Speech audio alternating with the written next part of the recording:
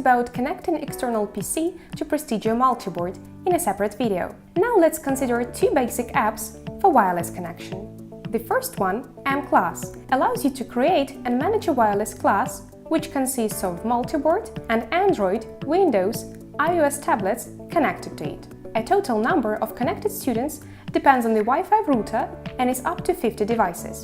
The demo mode allows connection for up to 5 devices. Let's try and see how it goes. Teacher client for mClass is pre-installed on the MultiBoard by default. You can install the student app on your Windows PC. It is important that you ensure both devices are connected to the same Wi-Fi network. Launching the teacher, launching the student. Tapping Connect. On the first registration, input students' data. For example, ID, password, name, gender, class. Now we have a simulated class. Let's show teacher screen on the student screen and then open access for joint work. Now all students can draw as the teachers in one picture.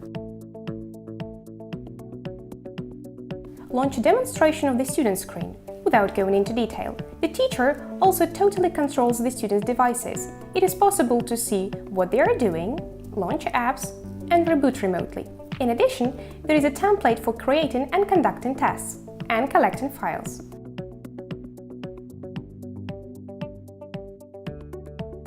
Mirroring 300 app will display your smartphone screen on MultiBoard via the same Wi-Fi.